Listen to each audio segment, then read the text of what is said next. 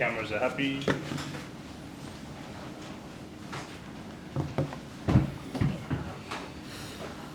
Thanks, guys.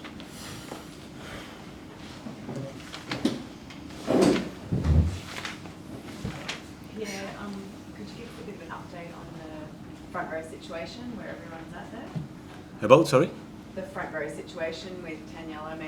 No, Taniela, he has a minor injury, but we are going to test him tomorrow and for the game on Sunday. It will be, I hope, ready for the game against Fiji. And after the Slipper and Pony, they are back today and they train with the team. No worries.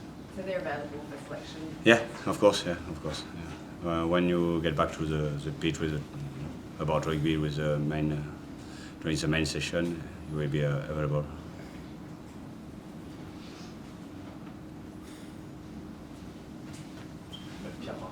Pierre-Henry. Yeah. Ok, cool. Bonjour, Léo Huisman pour l'AFP. Voilà, ça fait quelques mois que vous êtes dans le staff des Wallabies. Est-ce que vous pouvez revenir sur cette genèse? Comment vous êtes retrouvé là, un peu rapidement, après Castres, et puis voilà, qu'est-ce que ça fait d'être là?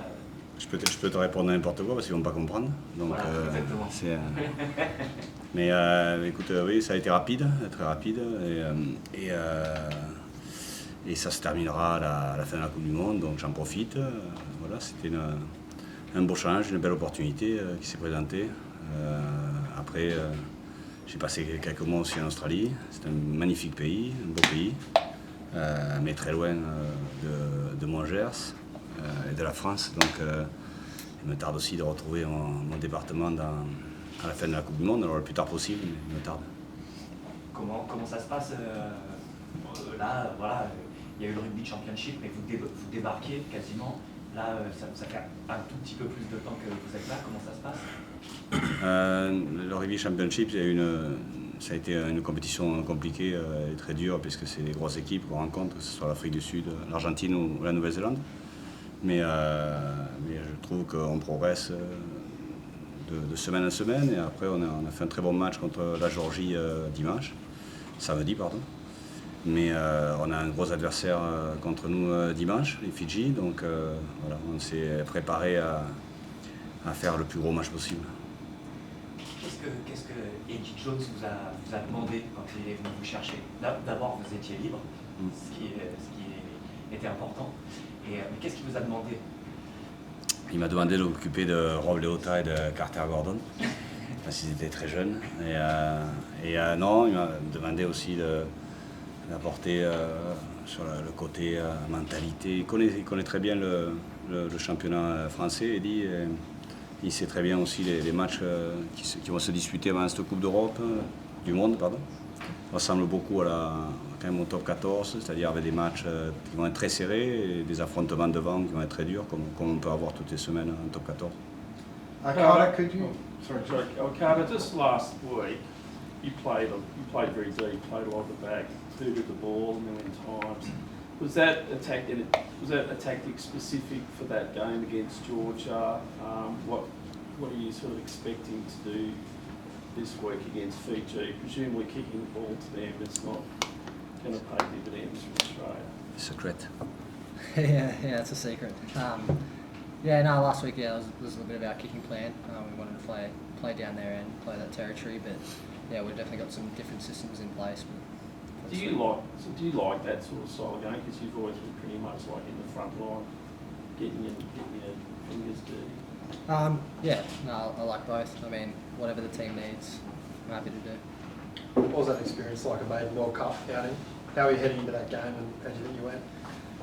Look, obviously a little bit nervous, but yeah, it was unreal when we got out there. The crowd was insane, and to come away with the win too was even better. What were those conversations like with Eddie when he said you weren't going to be first choice kicker? Like, were you okay with that? Did he explain the reasoning for that and bringing you Ben into the 15 as well? Look, I think it's the same role regardless on the field. It's just whoever kicks is different. So I mean, in terms of play, everything's the same. So whoever kicks doesn't really matter really. some tend to speak about when they have a 15 who can kick and play in the back foot as well, almost relieves a bit of pressure off them. I think someone sort of similar. Is that the case with Ben, having Ben in the 15? Yeah, look, it's always good having another kicking option in the back line, so that's always going to relieve pressure pretty much regardless of what team you're in. Does it change the way you think about your game and how you approach the game when you're out there? Like, did it take pressure off you in that sense? No, I'll still prep the same. I'll prep the same every week, regardless if I'm kicking or not kicking. So yeah, it doesn't really change anything. Early in the game, you had one of your first kicks and it was charged down, led to a penalty straight after the try. What was going through your mind at that stage, and how did you kind of recover from that? Yeah, nothing really. Just got under the heat there, and he charged it down. So I wiped it pretty quickly and moved on to the next thing. Carter, how played in some big stages, 80,000 a couple of weeks in a row, MCG, Victoria. How does like the nerves of the first World Cup match compare to other games and big cauldrons as well? Yeah, I think they're always pretty similar. Regardless of the games, the nerves are always going to be there. So yeah, it's just how you turn them into that energy when you get out on the field. Yeah, and when the conversation when Ben comes into the side, clearly you guys look like you were pretty well connected there. You guys were embracing each other after a couple of tries. Can you just talk about the relationship between you two and how close you are? Like you're both youngsters, like first real opportunities to make these jerseys your own. Yeah, definitely close with Ben. The whole squad's getting closer every week, which is unreal. But yeah, obviously come to playing a little bit of junior footy with Ben. So yeah, we've got that relationship there, and he's a good mate of mine. Same with the team. Everyone's connecting really well and becoming really close mates. There was some junior footy between like with you two, was it? Yeah, a little bit. Did a 20s camp together. Did some academy stuff as well. So yeah. And the conversation with who took the shots, was that a Eddie Ben's kicking, or is that a conversation between you and Ben to go, no, Ben's kicking? No, it was a bit of a conversation for all three of us. So yeah, Ben was kicking really well during the week, and yeah, he was happy to do it on the weekend, and that was it really. Carter, a bit of a random one, but can you talk us through your haircut? Because your flying mullet sort of became a bit of a trademark, and some, I don't know, obviously you're not superstitious cutting your hair, but how did that come about? Oh yeah, no, I think yeah, it was just a day by day kind of thing. I reckon yeah, I liked the mullet for a little bit there, and then the week before the game, I was out training. It was a bit windy, and my hair was kind of blowing into my mouth and into my eyes, and I was like, it's time for it to go. And Pierre was into me every day for the last probably 2 months. So yeah, that was the main reason. Did one of your teammates do it, or you went to the salon with like the barber and no, we tend to get a few barbers in before the games, come into the hotel and cut our hair, so yeah, got one of them to do it. What was your first test when as a Wallaby, and same for a lot of the young guys in the team? What's that done for your confidence? Has it changed the atmosphere at all? The first World Cup game? First test one as a Wallaby? Oh, right. Yeah, definitely. Coming into the tournament, we were obviously 0-5. So to come out with a win in the first game definitely was a bit of a momentum booster for us, and like we're building and we're getting better every week. So to have that win now has come at a good time for us to keep that momentum rolling into this week. I know Tate, of course. How's Isaac going to training? The combination of there will that change the style of game that you'll play with no Tate? No, it'll remain the same. Yeah, so we'll have both Whitey and Finesy. Yeah, they've been training really well together. Obviously, Tate's got those concussion protocols, but yeah, the other boys have been training really well. How does Nick compare to Tate? You know, when it comes to you doing your job, like what differences are there that you notice, and how do things change? To be honest, I haven't really noticed too much of a change. Obviously, we stick to the systems and how we want to play, so we all have roles within that. But yeah, I listen to Whitey, he listens to me the same that me and Tate would out there, so not too much has changed. Rob, how do you see the Fijian challenge, I guess, up front? People often, talk about, their backline player, and then obviously they've improved a lot with the set piece. Yeah. No, we've obviously been prepping really well. We know they love to play for a lot of time and space, so for us the challenge is to cut that off. We know there's a lot of good ball carriers in their forward pack, so they'll look to find dominance there. So the challenge for us as a pack is to prep well and take that away from them in our defence. Is there anyone in particular in their pack that sort of sets the tone for them, do you think, that you need to... Oh, not really. We know right across, they're all pretty lethal in their own right. So we know against Wales they had a lot of dominant carries, and it was led by their forwards. So as a pack, we're challenging ourselves to take that away from Fiji. In terms of like if Slips gets his first World Cup start, it's his 4th World Cup. What's he like around the group? And that obviously there's quite a big age gap between a lot of you guys. Do you have like any special nicknames for him, or do you treat him any differently, or what does he bring to the group? Nah, just Slippy's the only nickname I think we give him. But nah, he's been unreal for us. So for a majority of our team, it's our first World Cup, and for a lot of us, like Karts and myself, that was our first World Cup game. So before that first game, Slippy sort of helped us, all those sort of first World Cup guys, just giving us insight into what it was like the first time for him. Just helping us with our nerves, and it's normal to have nerves, and to hear that from someone like Slippy is, it just helps ease our nerves a lot more, knowing that one of our leaders is just like us, he's human. So it makes us feel more comfortable going into that first game against Georgia. So it's really good having Slippy around the group.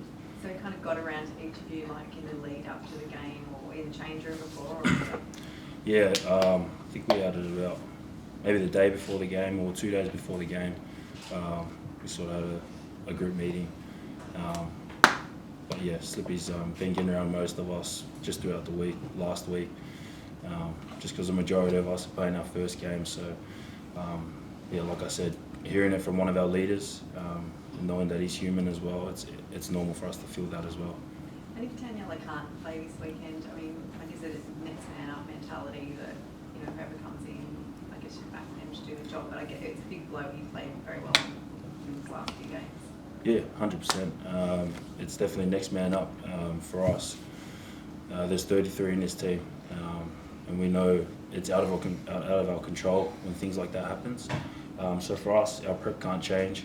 We got to keep prepping like we've been doing the whole week against Fiji, and we just back the next guy that comes up, and if they take Nilla's spot, so we just give him the same confidence that we give Taniela. How's Taniela going mentally? You sort of spoke about how tough it is, and yourself with these injury layoffs. We see that.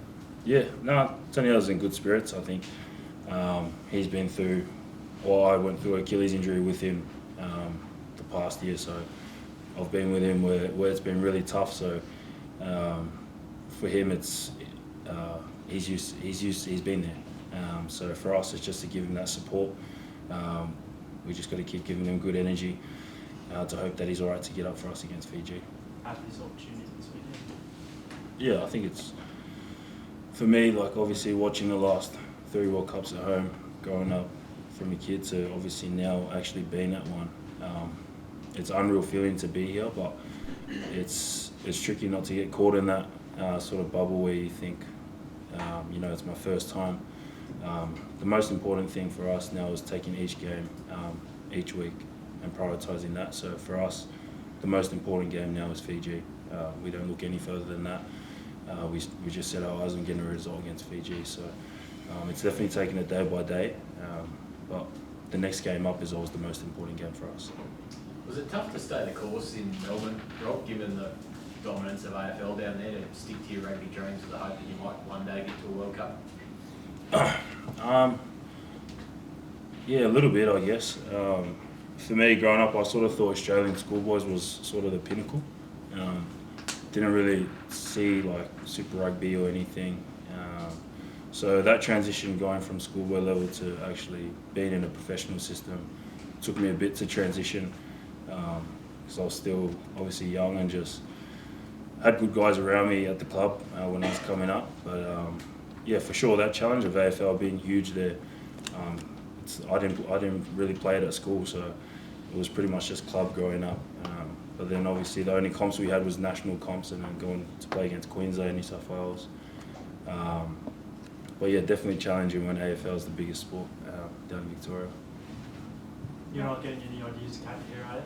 Sorry? You're not getting any ideas to cut your hair? Oh, I think I've trimmed mine a couple of times this year, but probably won't go that low. Rob, I've asked a few players, but just about Will's goal, and you're a captain yourself.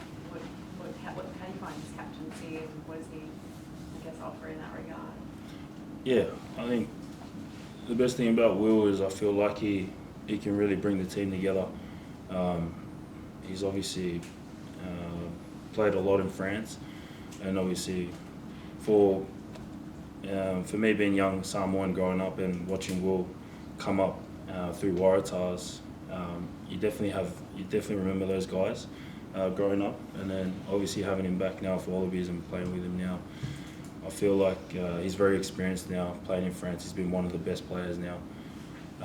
So to have someone to lead us like that, he definitely leads for his action. So whenever you see a captain doing stuff like that on the field, you want to follow. So it's been awesome having Willie as our captain for the World Cup.